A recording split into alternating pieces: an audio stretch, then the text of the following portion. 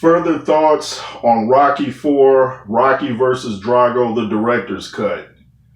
Now, I've been pretty much sweeping YouTube, looking at everybody's reviews, kind of trying to get a feeling for how other people saw it, because I totally liked it. I think anytime you expound on characters and show more of them, it's probably 99.9% better than the version that shows less. I mean, people that like the original version, I believe it's more based on nostalgia. And those are the type of people that rather the cliff notes than the novel. I rather the novel. I like the details. And I saw Stallone on an interview, and he was saying pretty much the same thing. He was saying when he was younger, he said as you mature, you're different. He said when he was younger, it's more based off testosterone. And when you get older, it's more about emotion. The details matter. You know, getting to the journey is important, not just getting to the destination. And a lot of people talked about the scenes felt out of whack. And that's because you've been seeing Rocky 4, the original from 1985 for 30 plus years. So you're used to things. And then when they throw in different scenes, it throws you off. It's like having two different routes to your house. You know, you're used to going one route, but you take a different route, and that kind of throws you off. Takes you to the same destination, but you're going a different route, so the scenery's a bit different, you know. It's not that the other way's better, it's just you're not used to this version, so you're used to seeing the 1985 version. And actually, the 85 version is like a trailer for this movie. And my son even caught things that I missed, you know, when I saw the movie. My son noticed when Creed and Drago face each other in the ring, I knew they took out the part where Creed says it's time to go to school, but also Drago knocks his hands down. In the first one, Creed goes like this, and Drago's hands don't move. I hadn't even caught that. My son was saying something about it. I didn't catch it till later. And I really like the opening part, too. I like how it goes back and shows how Creed and Rocky developed their relationship. And I just love the part where Sweetest Victory comes in after he defeats Clubber Lang. I love how that comes in. It just really fits. It gets you ready like, oh, this is about to be big. And the first time I saw the movie, I hadn't noticed how Ludmilla, Brigitte Nielsen, who played Drago's wife, I hadn't noticed how her part was taken out as one of my favorite lines when they talked about is Drago having any steroids, is pretty much. And she says, he's like your Popeye. He eats his spinach every day. So I thought, wow, how did I not realize that? That was one of my favorite lines. And her line when she goes over to Creed's wife before the fight saying, I hope afterwards we can be friends. And that's taken out. The little talk that Creed has with Rocky in the dressing room about Rocky telling him he should postpone it. I think he took that out because they kind of covered that in their scene. I thought it was the backyard, but I think it's the front yard where they're talking about the fight. That was kind of covered there. So later on, he has a flashback and shows a little bit of it. But I always prefer seeing details over just skimming through something. And Rocky 4, even when I was 13, when I first saw it in the theater, I thought it seemed rushed. Even when Creed loses or goes out to Drago, I thought I didn't really have any emotion because it happened so fast. It was like press conference, fight, gone, Rocky's fighting Drago, and I didn't really get a chance to feel anything. And even in this one, at the end speech, Rocky gives a speech and he mentions his friend, you know, he mentions Creed. So I really like that. I had noticed too at the end of the speech in the first one, the Russian council clap. In this one, they get up and walk out like they're not too happy about it. And I noticed at the end of this version, Rocky goes over and gives dap to Drago. Like, you know, I guess he's saying, you know, hey, good fight. This is it. I saw Stallone do an interview. He told the guy, I'm surprised you caught that. I caught it too. He said that was actually an outtake. And I thought it was too because I noticed when he went like that to Drago, it looked like Dolph Lundgren playing Drago looked like he kind of smiled or was about to smile. So I think they cut away before he did. But I thought that was in Rocky's character to do something like that, because Rocky wasn't a guy that held grudges, even if, Drago did what he did to his best friend. He was like, okay, I got you back. Let's squash it. That's the type of character Rocky has, and that's why this movie has stood the test of time. All the movies, because Rocky, it's like Stallone was saying, he looks like a thug on the outside, but he's the type of guy to, talk to dogs and play with turtles. So you see he's got a good heart. So I just don't get, the people that prefer the old version. And then when, like I said before, when the Eye of the Tiger comes in at the end, I thought that's a much better ending. And they show him walking out of the ring with Duke. And Duke has a lot more lines in the fight with Drago.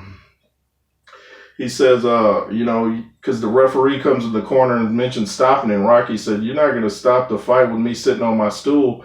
And Duke says, "Well, he's hurt too. Go talk to him," So I really like that point. And when Duke saying his goodbyes to Creed, I wonder if he wrote that part, because some of the things he said I thought were so on point. It seems like, I believe, I know Tony Burton, who played Duke, was a believer in the Most High, so some of his words seem to kind of reflect that. So I wonder if he ad-libbed that or wrote that scene himself, but I thought that was a classy touch to keep that in there. Like I said, a lot of things, and another thing, people don't like the fact that I believe that Drago is humanized more in this one. They look to him almost like Vader, and that's why a lot of people didn't like Revenge of the Sith when Vader showed emotion. When Padme was out of there, Vader goes, "No," and people aren't used to seeing Vader with emotion. Well, the same thing with Ivan Drago. He's one of the biggest villains in cinematic history. So to humanize him, people don't really like that. They like the robotic version. And it's not, he has some more lines in this movie, but it's not so much his lines that show he's more of a human, it's more of his expression. A lot of our expression and body language doesn't have to come from words.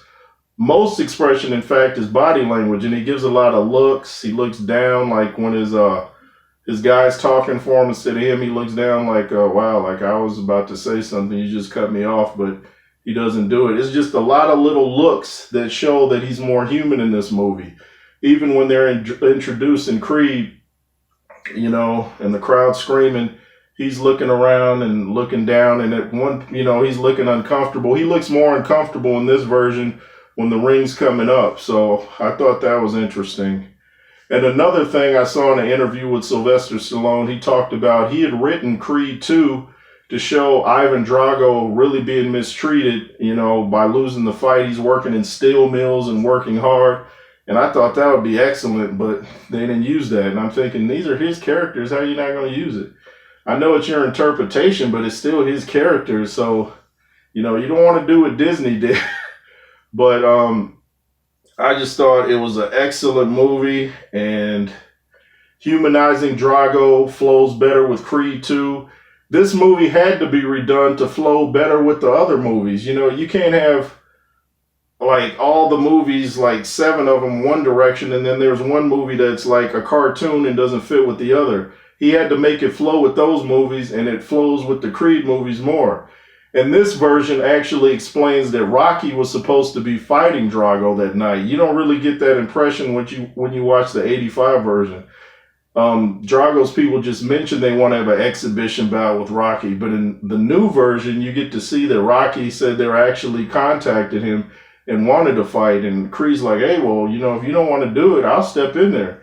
So it makes sense when you see Creed 2 and Rocky says, "I was supposed to be in the ring with Drago that night."